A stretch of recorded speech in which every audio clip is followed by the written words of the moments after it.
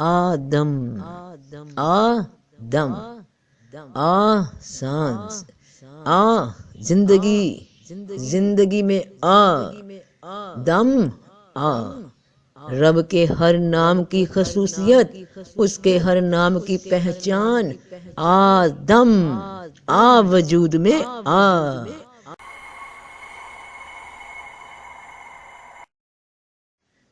انسان رب کی پھونک ہے، پھونک سانس ہے، سانس سوچ ہے، سوچ علم ہے، علم موجود ہے، موجود ہی وجود ہے، وجود حقیقی لامحدود ہے، اور لامحدود پرے سے پرے، پرے سے پرے، پرے سے پرے، وراء الورا، وراء الورا، ثم وراء الورا۔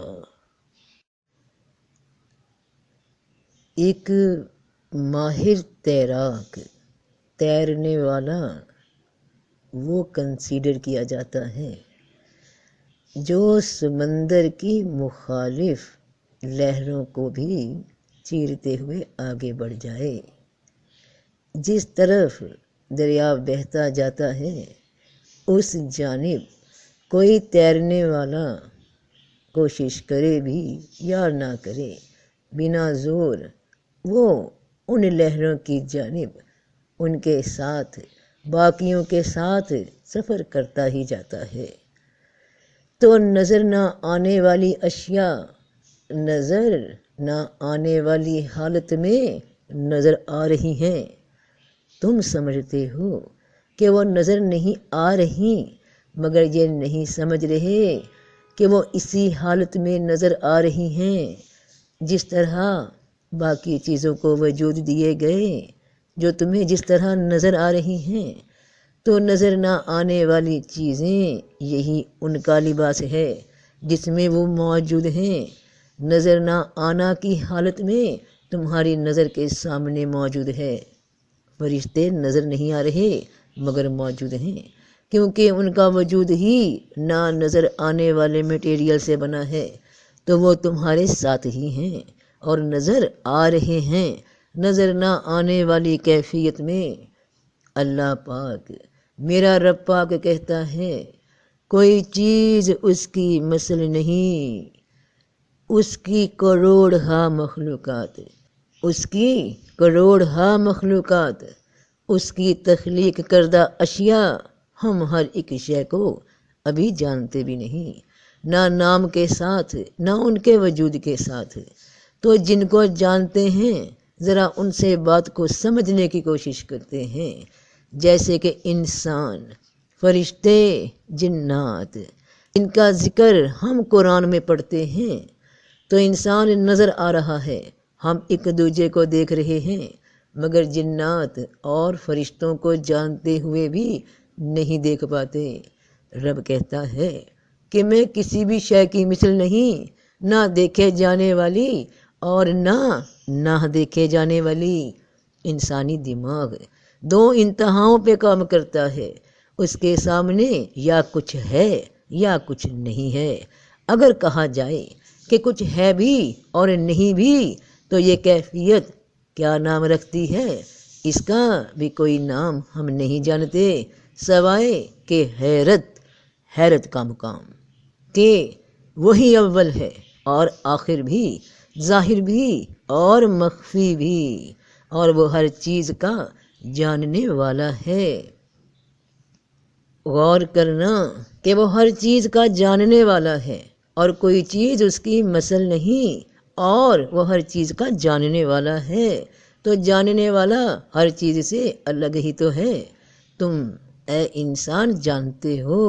کہ جنات ہیں، فرشتے ہیں اور بہت سی مخلوقات ہیں، تم جانتے ہو، تمہارے علم میں یہ سب آ گیا، تو کیا تم ان جیسے بھی ہو؟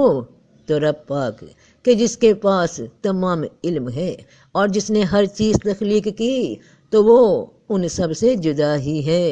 اب ذرا اور غور کرو رب سے محبت کرنے والوں، اب ذرا اور غور کرو رب سے محبت کرنے والوں کہ اور اللہ نے آدم کو ساری چیزوں کے نام سکھائے۔ اور اس نے آدم علیہ السلام کو تعلیم دی۔ قرآن مجید میں آدم کا نام ہر ایک انسان کا حوالہ دیتا ہے جو کچھ بھی نہیں کی حالت سے پیدا کیا گیا ہے۔ ناموں کی تشکیل کے اظہار کے ذریعے تمام نام سکھا دیے۔ آدم، آدم، سانس، زندگی، زندگی میں دم، رب کے ہر نام کی خصوصیت، اس کے ہر نام کی پہچان، آدم، وجود میں انسان کے روپ میں رب کے علم کی، اس کے نام کی ہر صفت وجود میں آ گئی، تو انسان صفات کے آئینوں کا ایک مجموعہ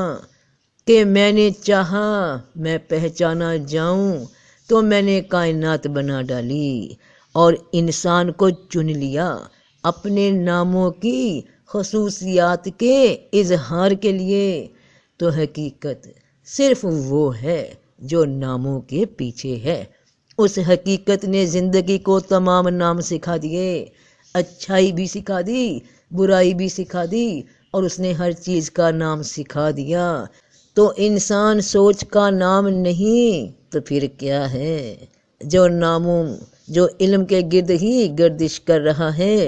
اور اللہ ہر شے کا علم رکھنے والا ہے، عالم ہے جس نے علم ایجاد کیا، معلم ہے جس نے علم سکھایا، وہ کلام ہی کلام ہے جس نے الفاظ کو وجود دے دیے، زندگی نام ہے اس دم کا جو اس نے مٹی کے نتنوں میں پھونکا، اس نے چنا کہ یہ مخلوق، یہ انسان میرے ناموں کی پہچان، یعنی میری پہچان، میری صفات کی پہچان، تو اس نے آدم میں اپنا علم پھونکا۔ تو کیا شان ہو اس کی جس کو ابھی ہم صرف اس کے دیے علم سے ہی جان سکتے ہیں، صرف ناموں سے پہچان سکتے ہیں کہ یہ اس نے بنایا، یہ اس کی صفات ہیں، مگر وہ کون ہے، کیا ہے، کیسا ہے، یہ نہیں جان سکتے،